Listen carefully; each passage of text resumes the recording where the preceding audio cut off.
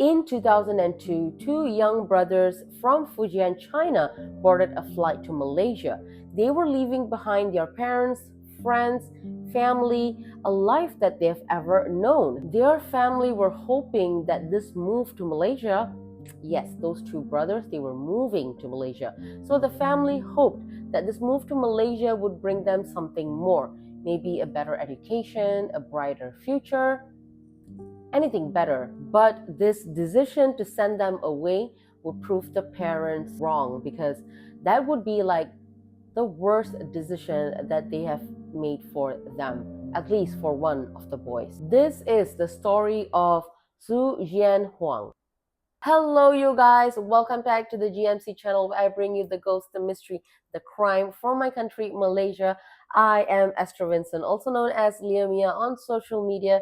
Do follow me, do like, do comment, do subscribe, do stay over. And today, I hope you guys stay tuned this video until the end.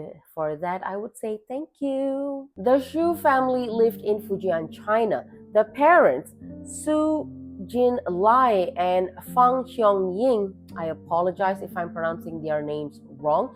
So they were not any rich people. They were not wealthy.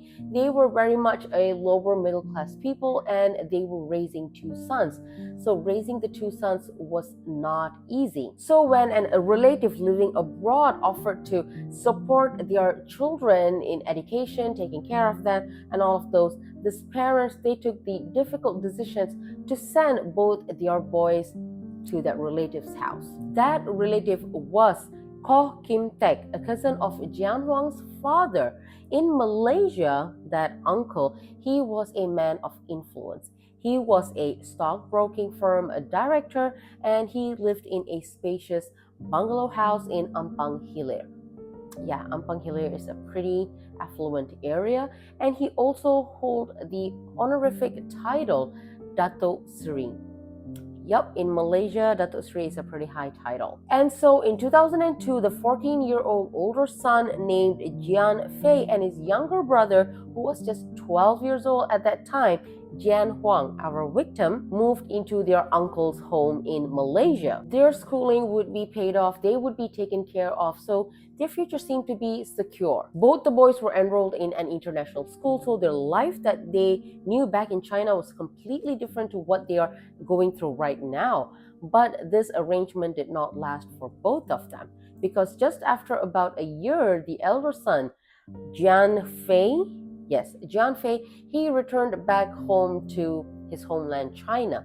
The reason why the elder son was sent back, or he returned back, was never shared publicly. Perhaps, I don't know, homesickness, or it was the family's choice, we would never know. So that left the younger brother, Jian Huang, alone in Malaysia, staying with his uncle and going through his life in the international school and his new Malaysian life. From the outside, everything looked, well and splendid, looked like an opportunity of a lifetime.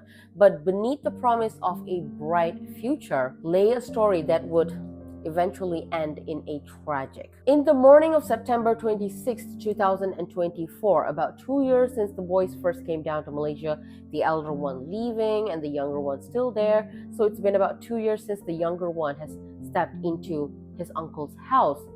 A huge tragedy struck in the bungalow in Ampang Hilir, the bungalow that the young boy was staying. The then 14-year-old Zhu Jian Huang was found lifeless at the bottom of his uncle's swimming pool. But this was no simple drowning, because Jian Huang's body bore multiple bruises and injuries. And even more disturbing, his legs were bound together. This scene was chilling, it was shocking, and it raised more questions than answers. How did this happen? How did a boy that was living under his uncle's care end up like this? What actually happened? The police were called, investigations started, and quickly suspicions started turning towards those who were close to him. His uncle, Dato Sri Koh Kim Tek, he was taken for questioning together with his bodyguard, Resti Angpalo, and his driver, Muhammad Najib Zulkifli. So all these three men were detained. Within just 2 weeks, these three men were charged with murder. This was a very shocking development in the case because Ko, he wasn't only just an influential man, but he was a family member of the boy. He was, like I mentioned, the cousin of the boy's father, a person that they completely entrusted their young boy's life to. As the case unfolded, disturbing details started to emerge. A forensic pathologist mentioned and testified that Jian Huang had indeed died of drowning, but the injuries and the bruises on his body tells another story. He had a total of 23 wounds and bruises, new ones and old ones, all over his body, which consisted with an act of violence and not just any accident. Then came another revelation: letters. Letters were found in Ko, the uncle's house, which seemed to have been written by Jian Huang, the victim himself. In those letters, it looked like as if though Jian Huang was admitting to taking money from his uncle, which summed up to about 30,000 Malaysian ringgits. Was Jian Huang being punished for the theft, or was this a family dispute that spiraled out of control, or was there more to the story that just never came to light? And so the trial began in 2005, a year after, the following year. And the trial ran for more than a month. Over 39 witnesses were called to testify. In them were forensic experts and also people who knew the family and the boy personally. And at the center of it all were these three men: his uncle Ko Kim Tek, his bodyguard Resti Angpolo, and his driver Muhammad Najib Zulkifli, all accused of murdering the 14-year-old Jian Huang. The prosecution's case leaned heavily on the forensic findings. Like I mentioned a while back, the forensic pathologist did explain, saying that Jian Huang did die of drowning. Yes, that was the cause of his death. But the bruises and the wounds on his body and his bounded legs, they did not show that this was an accident, because nobody goes and bound or tie up their legs and fall into a swimming pool to die, right?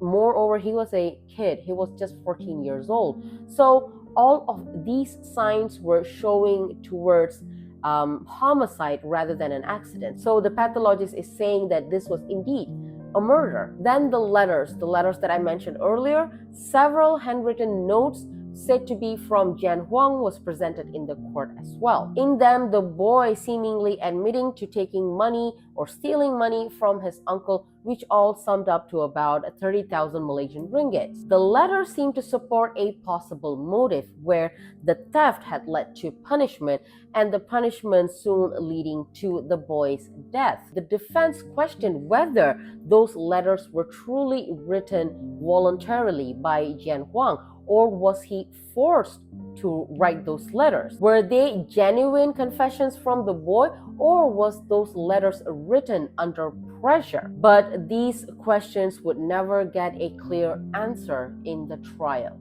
or ever. There were also gaps in the prosecution's case. Important witnesses such as the investigating officer and Ko, the uncle's driver, who said to have seen Jian Huang, the victim, being thrown into the swimming pool, was never called to testify. And because these people were never called to testify, many questions were left unanswered, and the prosecution's case just became weaker. After 36 days of trial, the High Court delivered its decision. Ko Kim Tek, the uncle, his bodyguard, and his driver, all three men were acquitted of the murder. Yeah. The judge ruled that the prosecution had failed to prove intent or common purposes. In other words, while Jian Huang had clearly died under suspicious circumstances, but there was not enough evidence to tie the accused directly to the act of murder. Ko, the uncle, he lost his prestigious title, the Datuk Sri title that he had. He lost it during the process, but he walked out a free man. So did the other two, his bodyguard and his driver. All three men walked out free. They were free men. The prosecution did try to appeal, but the efforts fell apart due to delays and the failure to properly serve court notices. Can you believe this? Like, what is even the prosecution team doing? In the end, the acquittal stood and the case was closed. Can you believe that? I think I say this sentence in all my videos lately. Can you believe that? That should be my tagline. But really, can you believe this?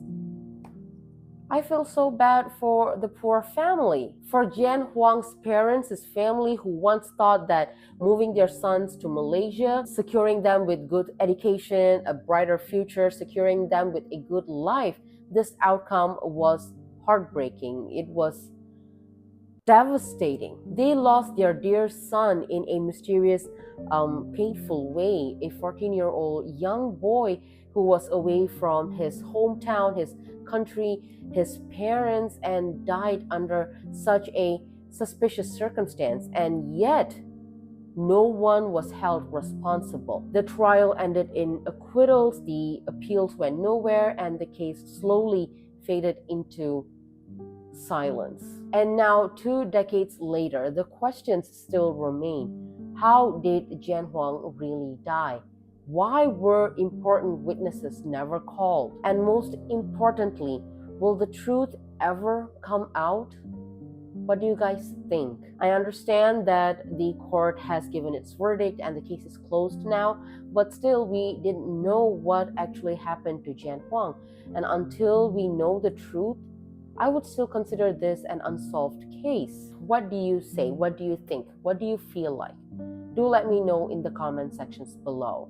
Yeah, so this, you guys, is the tragic story of the young boy, Jian Huang. With that, we have indeed come to the end of this video. Do press the like button down there, press the thumbs up, share this video with others, and do consider subscribing because it really does encourages me to make more and it helps the channel to grow. And I think I will see you guys soon with another ghost mystery crime from my country, Malaysia. Until then, stay safe out there and take care. Bye.